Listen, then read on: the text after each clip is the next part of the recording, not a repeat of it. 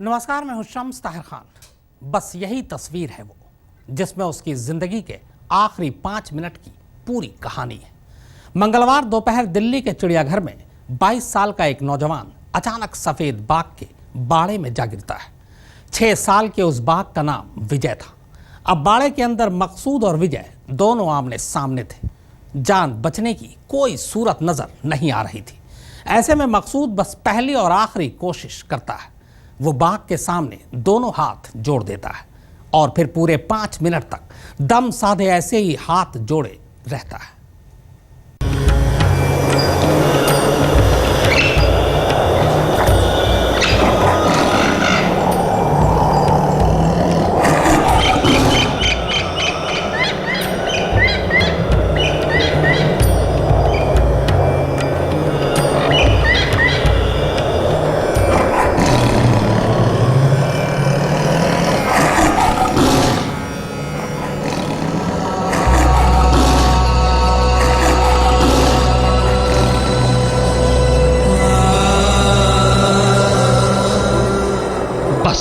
ये एक तस्वीर सारी कहानी बयां कर देती है।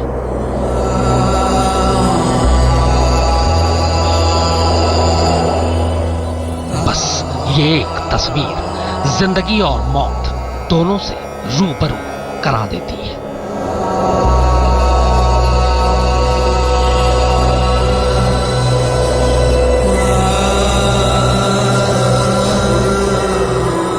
बस ये एक तस्वीर मौत से पहले का सारा मंजर दिखा जाती है।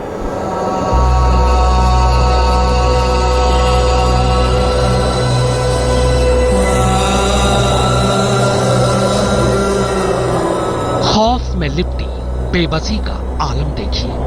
ठीक मौत के मुंह के सामने बैठकर भी जिंदगी के लिए आखिरी जद्दोजहद देखिए।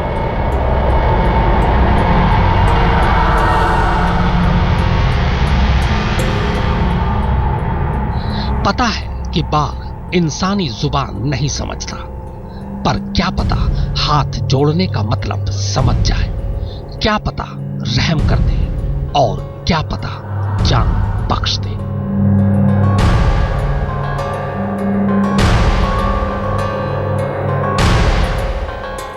फासला कुछ इंच का ही था, लिहाजा जान बचाने का बस यही आखिरी तरीका उसे सूझा और उसने बाघ के आगे दोनों हाथ जोड़ दिए।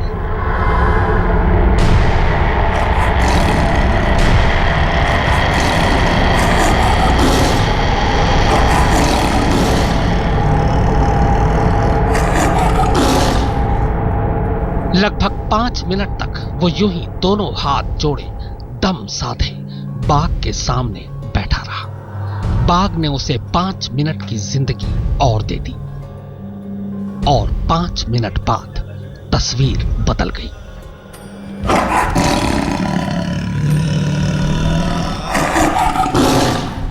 बाघ नहीं माना, उसने अपना जानवरपन दिखा ही दिया। 5 मिनट बाद बाघ उस पर झपटता है, उसकी गर्दन अपने मुंह में दबोचता है और उसे दौड़ाते हुए ले जाकर एक जगह फेंक देता है। अब बाघ कुछ इस तरह उसकी लाश के पास बैठा है।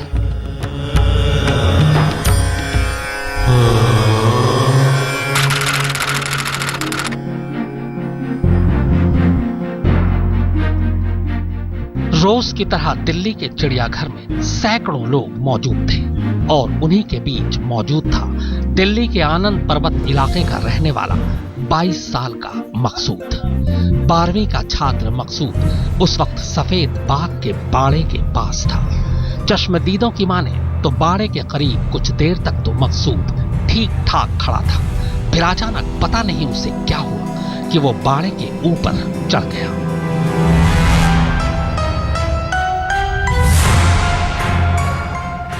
बाड़े के ऊपर चढ़ने के बाद शायद उसका बैलेंस बिगड़ गया या फिर चप्पल फिसल गया, जिसकी वजह से वो अपना संतुलन खो बैठा और सीधे दूसरी तरफ बाघ के बाड़े में जा गिरा।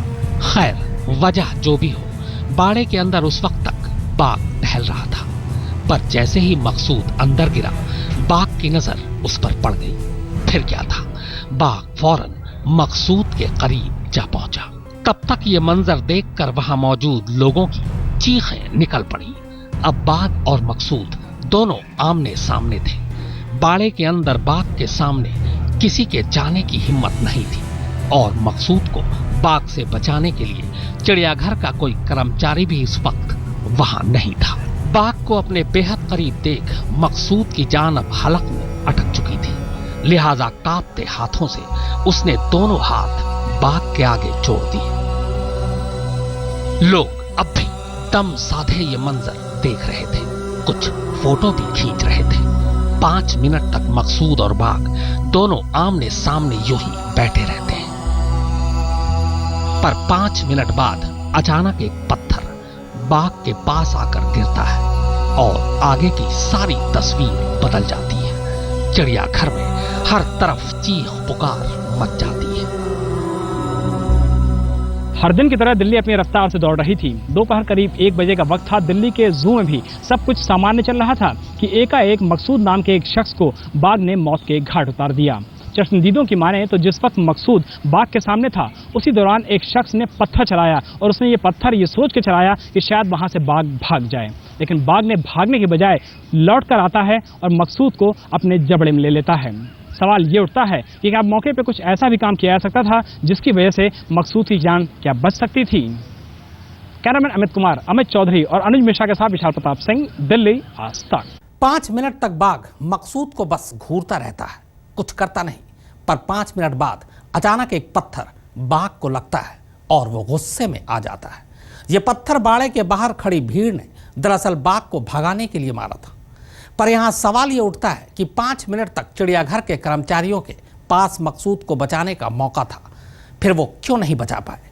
हालांकि एक खबर यह भी आ रही है कि मकसूद दिमागी रूप से बीमार था और उसका इलाज चल रहा था।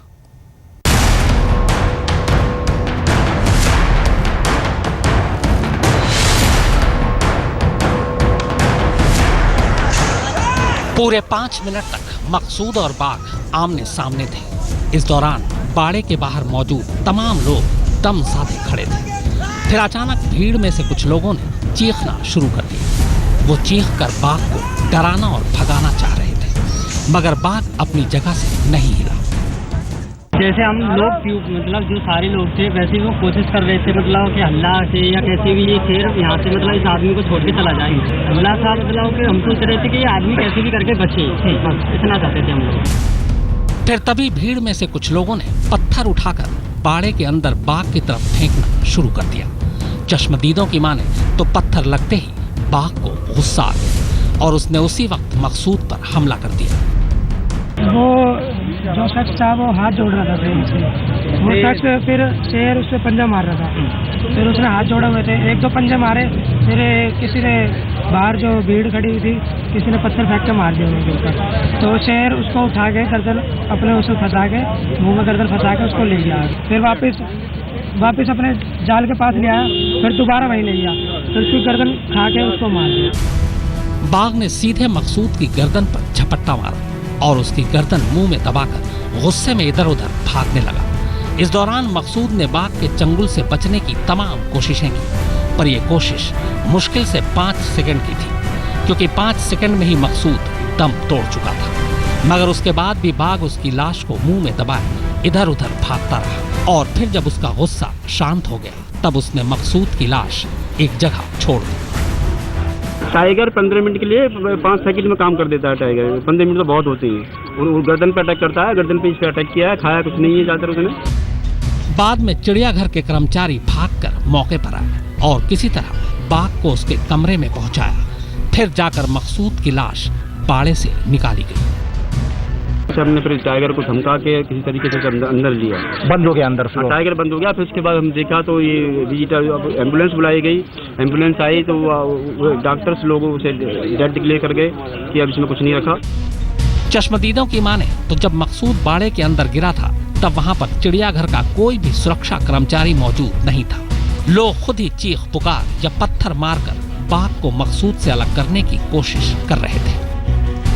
गार्ड बस अल्लाह मचा रहा था और कुछ नहीं कर रहा था। जैसे हम लोग अल्लाह मचा रहे थे ना कि कैसे भी करके मतलब बच्चे बाय द वे किसी व्यक्ति की जान बच जाए तो बेटर है, तो ऐसे ही अल्लाह मचा रहा था। हालांकि बाद में चिड़ियाघर ने एक बयान जारी कर कहा है कि बाघ के बाड़े के पास सुरक्षा गार्ड मौजूद था। उसी ने मकसूद को बाड़े से दूर रखने की कोशिश भी की थी, मगर बाद में मकसूद दूसरी तरफ से बाड़े के ऊपर चढ़ गया। बयान में यह भी कहा गया है कि मकसूद के बाड़े में गिरते ही अलार्म भी बजाया गया था। फिलहाल मामले की जांच के आदेश दे दिए गए हैं। जांच रिपोर्ट आने के बाद ही पता चलेगा कि गलती किसकी थी, मकसूद की या फिर चिड़ियाघर की। अमित चौधरी और अनुज मिश्रा के साथ विशाल प्रताप सिंह, दिल्ली आज तक। दिल्ली के चिड़ियाघर में हुई मकसूद की इस मौत ने चिड़ियाघर प्रशासन की लापरवाहियों की पोल पट्टी खोल कर रख दी।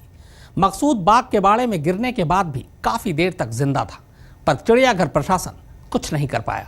सवाल यह है कि क्या जू अथॉरिटी के पास ऐसे हालात से निपटने का कोई इंतजाम है भी या नहीं।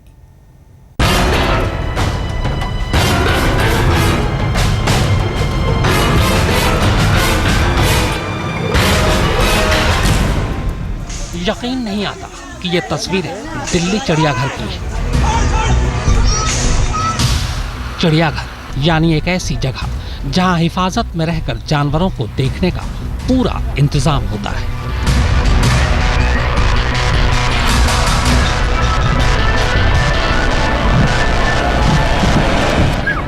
चश्मदीदों की माने तो सफेद बाघ का शिकार बना नौजवान दोपहर को बाघ के बाड़े के नजदीक पहुंचकर उसे बेहद करीब से देखने की कोशिश कर रहा था। इसी दौरान उसका पैर फिसल गया और वो बाड़े के अंदर उस नाले में जा गिरा जिसमें अमूमन पानी भरा होता है। पर मंगलवार को इस नाले में पानी भी नहीं था, इसीलिए बाघ फौरन अपने बाड़े में आ गिरे इस शख्स के पास जा पहुंचा। इसके बाद जो कुछ हुआ वो सबको पता है, लेकिन इस दौरान जो लापरवाही हुई वो अपने आप में कई सवाल खड़े कर दिए। सवाल ये कि जब नौजवान बाघ के बाड़े में हद से ज्यादा ताक झांक कर रहा था तो उसे वहां मौजूद सुरक्षा कर्मियों ने रोकने की कोशिश क्यों नहीं की। जब नौजवान अंदर गिरा तो सुरक्षा कर्मियों ने वहां मौजूद लोगों को हटाकर जू प्रशासन के बड़े अधिकारियों को फौरन इसकी खबर क्यों नहीं दी। आखिर जू प्रशासन के अधिकारियों ने मौके पर पहुंचकर लड़के को बचाने की कोशिश क्यों नहीं की। लोगों को शोर मचाने और बाघ को पत्थर मारने से क्यों नहीं रोका गया। बाघ को ट्रैंकुलाइजर देकर बेहोश क्यों नहीं किया गया।